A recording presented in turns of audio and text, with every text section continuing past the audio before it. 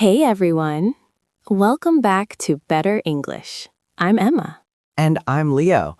And today we're diving into something that literally everyone with a job can relate to: complaining about work.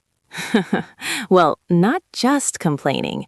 We're learning how to talk about office problems professionally in English. Right. Because there's a huge difference between texting your friend, "My boss is the worst," and actually addressing issues at work in a way that gets results. Exactly. And honestly, this is one of those topics where knowing the right vocabulary can make a massive difference to your career. Absolutely. So today we're teaching you 15 essential words and 6 phrasal verbs that will help you navigate workplace workplace challenges like a pro. I like how you corrected yourself there. Very diplomatic. See, I'm already modeling good workplace behavior. You are. And just so everyone knows, this episode is aimed at intermediate learners, B1 to B2 level, who want to sound more professional when discussing work issues. Perfect. Now, Emma, I have to confess something. When I first started working in an English-speaking office, I made so many mistakes when trying to talk about problems. Oh, really? Like what? Well, once I told my manager that a project was impossible, and his response was just silence, awkward silence. Oh, no. Yeah, I later learned I should have said something like, "This will be challenging with our current resources," or "We might need to adjust the timeline." That's such a good example. The word impossible sounds like you're giving up, but challenging sounds like you're problem solving. Exactly, and that's what we're going to help everyone with today, the language of professional problem solving. Love it. Okay, so let's start with probably the number one complaint in offices everywhere: too much work. Oh, yes, and our first keyword is workload. This is the total amount of work that you're responsible for. Right. So you might say, "My workload has doubled since Janet left," or "I need help managing my workload." And here's the thing, talking about your workload isn't complaining if you do it constructively. It's about capacity planning. Ooh, listen to you with the business jargon. But you're right. There's nothing wrong with saying, "I'm at capacity," or "My plate is full." My plate is full. That's a great idiom. It means you have as much work as you can handle. Exactly. Now, what happens when your workload stays too heavy for too long? You get our second word, burnout. And let me tell you, burnout is real. It really is. Burnout is that state where you're physically and emotionally exhausted from work stress. I experienced this at my last job. I was working 12-hour days, dreading Mondays, couldn't sleep on Sunday nights. That sounds awful. It was, and I didn't know how to talk about it professionally. I just kept saying, I'm fine, until I wasn't fine anymore. See, that's exactly why this vocabulary is so important. If you can say, "I'm concerned about burnout," or "I'm seeing signs of burnout in our team," you're opening a professional conversation. Rather than just having a breakdown in the supply closet. Has that happened to you? I am pleading the fifth on that one. Fair enough. Okay, moving on to our third word, miscommunication. This is such a common problem. Miscommunication is when messages get mixed up or misunderstood. Right. Like when you think the report is due Friday, but your boss meant this Friday, not next Friday. Or when someone says, let's circle back on this, and you think that means never, but they actually mean next week. Circle back. That's classic office speak. It is, but seriously, miscommunication causes so many problems. You might say, there was a miscommunication about the client requirements, or let's clarify this to avoid miscommunication. Exactly. Your presentation was bad is not constructive, but your presentation would be stronger with more data to support your conclusions. That's constructive. See the difference? One is just mean. The other actually helps. Precisely. Now, word 8, morale. This is about team spirit, right? Yes, morale is the overall mood, confidence, and enthusiasm of a group. So you might say morale is low after the layoffs, or the team party really boosted morale. Exactly. And managers should pay attention to morale because it affects everything: productivity, retention, creativity. Speaking of productivity, that's word 9. It is. Productivity means how much work gets done in a certain amount of time. My productivity is better in the morning, or open offices can hurt productivity. That second one is controversial, but true for many people. It is, which connects to word 10, distraction. A distraction is anything that takes your attention away from what you should be doing. Like your coworker who stops by your desk every hour to chat about their weekend. Or phone notifications, emails, meetings that could have been emails. This meeting could have been an email. The office worker's battle cry. So true. Okay, word 11, delegation. This is giving tasks to other people, especially when you're a manager. Right. Good managers delegate effectively. Bad managers either do everything themselves or dump everything on others without guidance. Effective delegation requires clear instructions and follow-up. Perfect sentence. And the opposite of good delegation is our 12th word, micromanagement. Oh, everyone hates micromanagement. They do. Micromanagement is when a boss controls every tiny detail of your work. Like when they want to approve every email you send or check on you every 20 minutes. Exactly. You might say, the constant micromanagement is affecting my morale. Hey, look at me combining vocabulary words. Nice. Okay, word 13, accountability. Accountability means being responsible for your actions and willing to accept consequences. So if something goes wrong, someone with accountability says, that was my responsibility. Here's how I'll fix it. Exactly. Not, it's not my fault, or someone else should have told me. Right. Taking accountability is a sign of professionalism and maturity. It is. Now, word 14, transparency. This means openness and honesty, especially from leadership. Right. Employees want transparency about company decisions, changes, challenges. Like, we appreciate the CEO's transparency about the company's financial situation. Exactly. Transparency builds trust. Secrecy builds anxiety and rumors. So true. And our 15th word is collaboration. Collaboration is working together toward a shared goal. This project requires collaboration between 5 departments, or good collaboration leads to better outcomes. Perfect. And that's all 15 words. Should we recap them quickly? Let's do it. Workload, burnout, miscommunication, bureaucracy, deadline, conflict, feedback, morale, productivity, distraction, delegation, micromanagement, accountability, transparency, and collaboration. Wow, you said that without taking a breath. I'm a professional. You are. Now, let's move on to our 6 phrasal verbs. These are super useful in workplace conversations. Phrasal verb number 1, deal with. This means to handle or take action on something, like, I'll deal with the angry client, or how should we deal with this problem?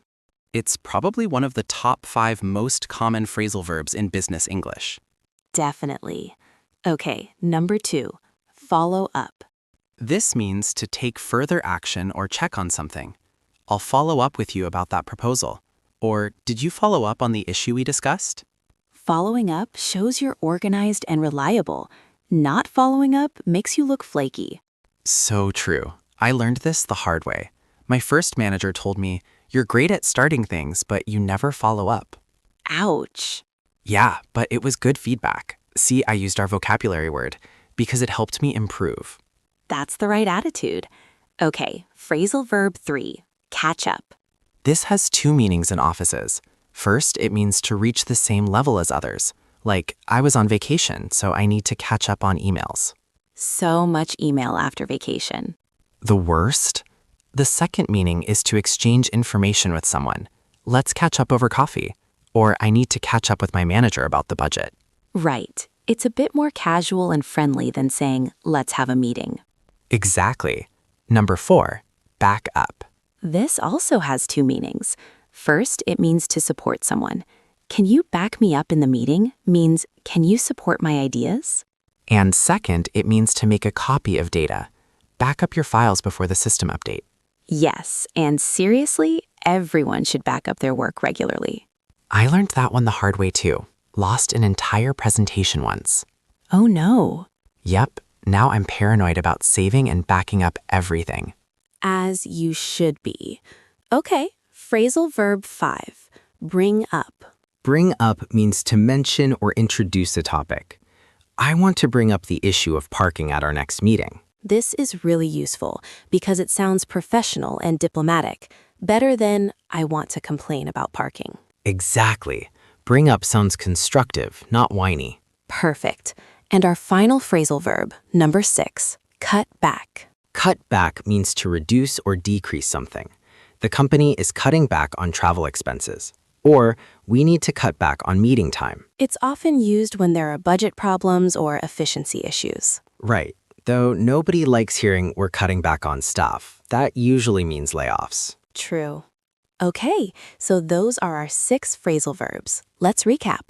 Deal with, follow up, catch up, back up, bring up, and cut back. Perfect. Now, I think we should practice using all this vocabulary in realistic conversations. Great idea. Let's role-play some common office scenarios. Okay. First scenario. An employee talking to their manager about workload problems. I'll be the stressed employee. You be the hopefully understanding manager. Got it. And action. Hi, David. Thanks for making time to meet with me. I really need to bring up something that's been stressing me out. Of course, Maria. What's going on? Well, my workload has become pretty unmanageable over the last month or so. Since Tom left, I've basically been doing 2 people's jobs. I hadn't realized it was that bad. Tell me more. Right now, I'm managing 15 client accounts instead of my usual 8, plus all my regular responsibilities. I've been staying until 7 or 8 most nights just to keep up with emails. That's not sustainable. Have you been able to meet all your deadlines? So far, yes. But honestly, I'm exhausted. I'm worried about burnout, and I can feel my productivity starting to slip. I really appreciate you being honest with me about this. Let's figure out some solutions. What would help most? Honestly, I think we need to hire someone to replace Tom, or at least bring in a temp. But in the short term, maybe we could delegate some of my administrative tasks to junior staff? That makes sense. Let me follow up with HR about the hiring timeline, and let's identify which tasks we can redistribute this week. That would be amazing. Thank you. Also, let's prioritize your accounts. Are all 15 equally important, or can some wait? Good question. I'd say 5 are high priority, and the rest could probably get less attention temporarily. Perfect. Focus on those 5 for now. Let's catch up again on Friday to see how things are going. Thank you so much for understanding. Of course, your well-being is important. We'll figure this out. Okay, pause. Let's analyze what just happened there. So you started really professionally, thanking me for my time and using bring up instead of complain about. Right. And I gave specific details, 15 accounts versus 8, working until 7 or 8 p.m. Numbers make problems concrete. You also explained the impact, exhaustion, worry about burnout, declining productivity. That helps me understand the urgency. And notice I didn't just dump the problem on you. I suggested solutions: hiring, delegation, prioritization. As the manager, I responded supportively, asked questions, and worked with you on solutions rather than getting defensive. Exactly. This is what good workplace communication looks like. It's collaborative, not confrontational. Let's do another scenario. How about 2 colleagues discussing a problem between departments? Ooh, yes. Office politics. You be Alex from marketing, I'll be Jordan from sales. Perfect. And go. Hey, Jordan, got a minute? I need your take on something. Sure. What's up? There's this ongoing conflict between our teams and IT, and it's driving me crazy. Every time we need technical support, it's like pulling teeth. Tell me about it. What happened now? We put in a ticket 4 days ago. 4 days about the CRM system crashing. And we got a response this morning that basically said, "Have you tried turning it off and on again?" You're kidding. I wish. Meanwhile, the IT manager claims they're understaffed and overwhelmed, but there's zero transparency about their priorities, so we don't know if our issues even matter to them. This sounds like a classic accountability problem. Like, who's actually responsible for handling support tickets? Exactly. There's no clear process, no timeline expectations, nothing. Have you thought about bringing this up with management? I was hoping to deal with it at our level first, you know? Maybe set up a meeting between our teams to establish better collaboration? That's smart. We could create clear protocols like what requires a ticket, what's urgent, expected response times. Yes, and maybe regular check-ins so we understand their constraints and they understand our needs? I love that idea. Would you want me to back you up when you propose this? Would you? That would be great. This affects both our departments. Absolutely. Draft something up and I'll review it. Then we can follow up together with the department heads. Perfect. Thanks, Jordan. Anytime. Okay, let's break that down. What did we do well there? Well, I started by framing it as wanting your opinion, not just venting. That made it collaborative. Right. And you gave specific examples. The 4-day wait, the unhelpful response. You identified the root cause, lack of accountability, and clear processes. And we quickly moved to solutions. Team meetings, protocols, regular communication. I asked if you'd back me up using our phrasal verb. And I offer to review and follow up together. 2 more phrasal verbs. We're so good at this. We are. Okay, one more scenario. This time something more sensitive. Dealing with micromanagement. Ooh, this is tricky. You be the person being micromanaged, I'll be the trusted work friend. Okay, and go. Hey Sam, can we grab coffee? I really need to talk to someone about this. Of course. What's going on? You look stressed. It's my new boss, Christine. She's intense, like really intense. Intense how? Total micromanagement. She wants updates every 2 hours. She reviews every email before I send it. She literally asked me yesterday why I took a 15-minute bathroom break. Wait, seriously? That's excessive, right? And it's absolutely killing my productivity.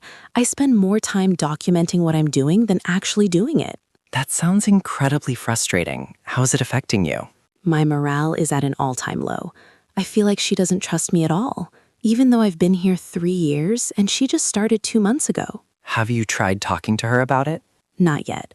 I'm worried about creating conflict, you know? Like, what if she gets defensive and makes things even worse? I get that fear, but this isn't sustainable.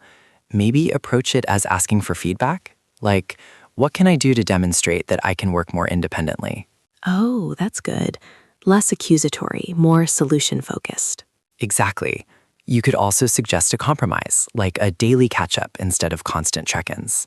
That's smart. She still gets her updates, but I get breathing room to actually work. And maybe ask her to clarify which decisions you can make independently versus which need her approval. That gives you both clear boundaries. I really like this approach.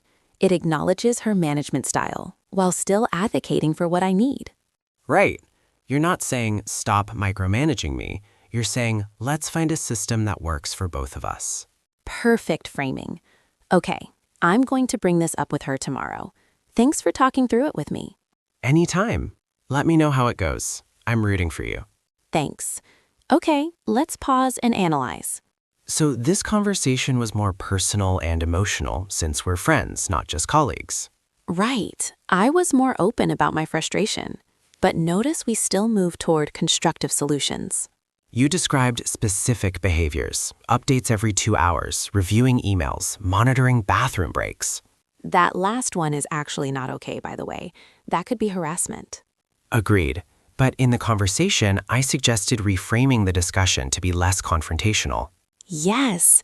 Asking for feedback, suggesting compromises, requesting clear boundaries. All professional approaches.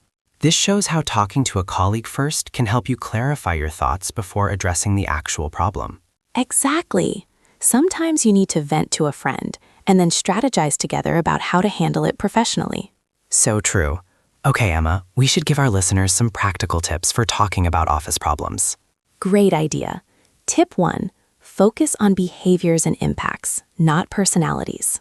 Don't say, Sarah is lazy. Say, the reports have been late for 3 consecutive weeks, which is delaying the client project. See the difference? One is an attack. The other is a factual problem description. Tip 2, always bring solutions, not just problems. Yes, nobody likes a chronic complainer. If you identify a problem, suggest at least one potential solution. Even if your solution isn't perfect, it shows you're thinking constructively. Tip 3. Use specific examples and data when possible. There are too many meetings is vague. We have 18 hours of meetings per week is specific and undeniable. Numbers don't lie. Tip 4. Consider timing and setting. Don't ambush your boss in the hallway about a major issue. Schedule a proper meeting. And don't complain about your manager in the open office where everyone can hear. Common sense, but you'd be surprised how often people forget this. Tip 5. Know your company culture. Some workplaces are very direct and appreciate frankness. Others prefer more subtle, diplomatic approaches. Pay attention to how people around you communicate and adopt accordingly. Great tips. Now let's talk about some useful phrases for different situations. Okay, for expressing concerns diplomatically, try "I'm concerned that," or "I've noticed that," or "I wanted to bring to your attention."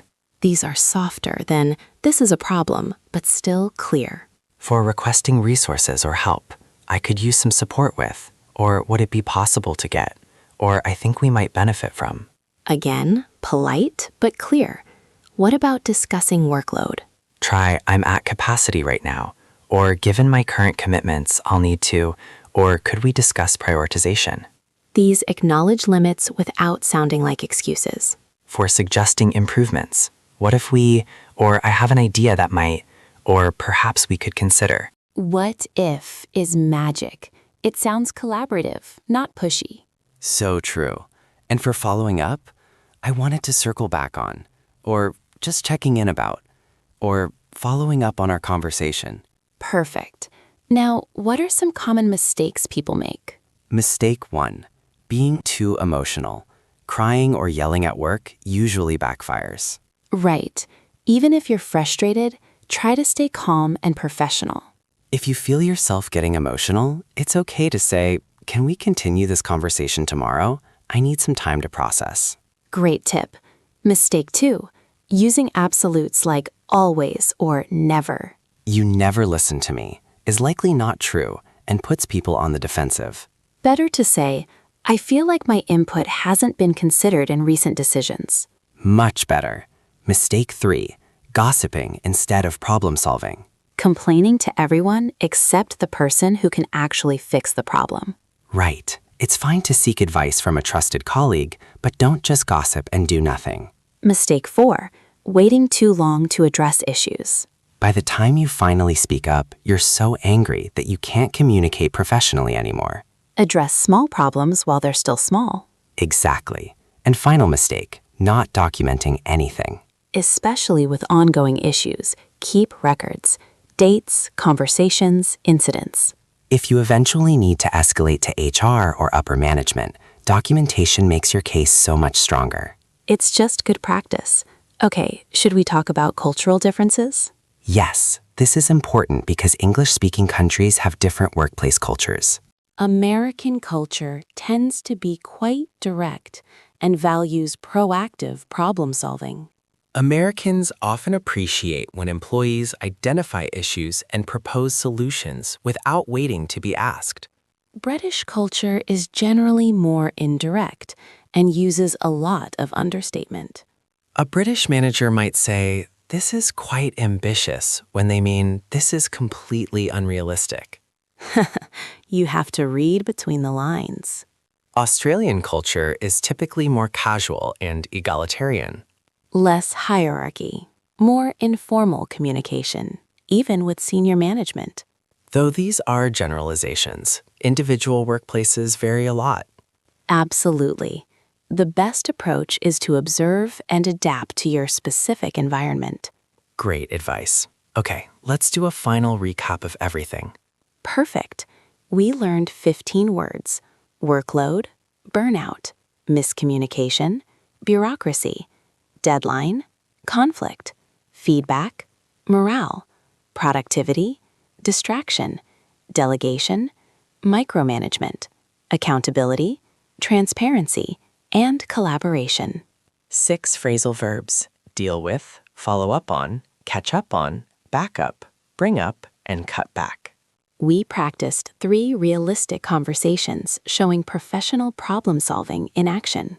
We shared tons of practical tips for communicating diplomatically and effectively. And we emphasized that talking about problems professionally is a crucial career skill. The key is being specific, solution-oriented, and diplomatic. Focus on facts, not emotions. On behaviors, not personalities. On solutions, not just complaints. And remember, every workplace has problems. The difference is how you handle them. Exactly. All right, everyone. Thanks so much for hanging out with us today. We hope this helps you navigate office challenges with confidence. If you enjoyed this, we'd love it if you shared it with your colleagues or friends learning English. And tell us in the comments, what's the most challenging office problem you've had to discuss in English?